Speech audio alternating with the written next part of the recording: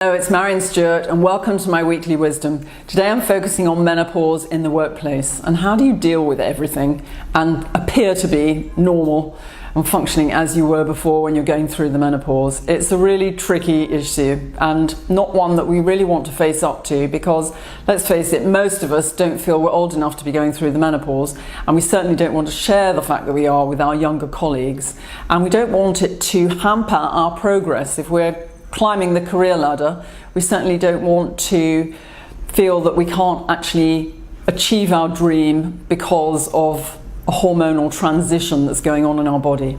Some people don't even realize it's a transition, they think it's the beginning of the end, but I've got the good news for you that you can overcome your symptoms, so things can get better.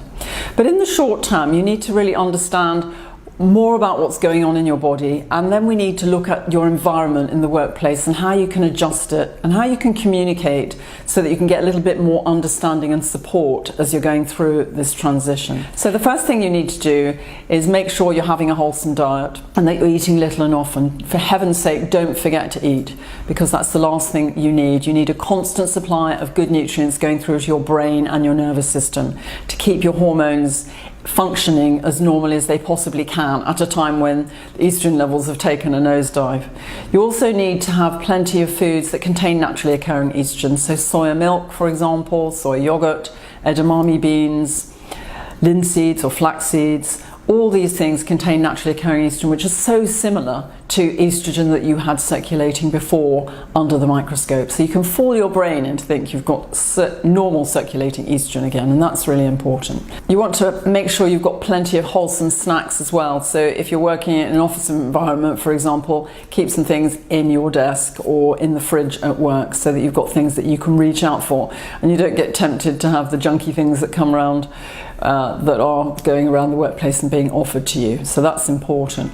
Another thing that you can do to help yourself to control your symptoms is to do some regular relaxation, and that's been shown to reduce your hot flushes by as much as 50 or 60%.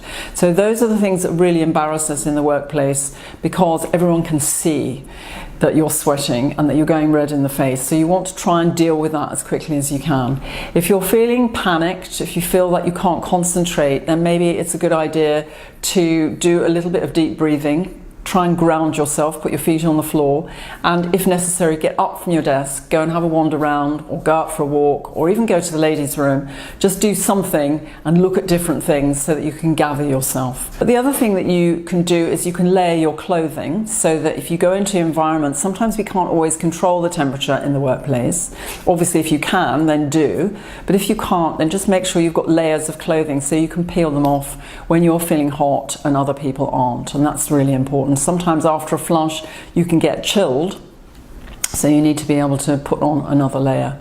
There are also some special clothes now made from intelligent fabric that you can wear. Become have made a range of tank tops and pants that you can wear under your clothes, and that helps to regulate your temperature, so it helps to stop you from sweating and smelling from sweat. And it also helps you to warm up again after a flush if you're feeling cold. Also, don't be afraid to communicate. You need to communicate to your manager, communicate to your colleagues, and let them know it's a transition. Just as you would if you were pregnant or having a bad day with your period. You just need to let them know. If you're doing something actively to sort yourself out, you've every right to have support in the workplace, and hopefully over time workplaces will become a bit more savvy. Come to one of my masterclasses and find out more about how you can control your symptoms naturally without having to resort to drugs and hormones, and maybe sign up for my weekly newsletter if you haven't already. I've got all sorts of new information coming. As it gets published, I try and interpret it so that you can benefit from it. So thank you for your time today, and I look forward to joining you again.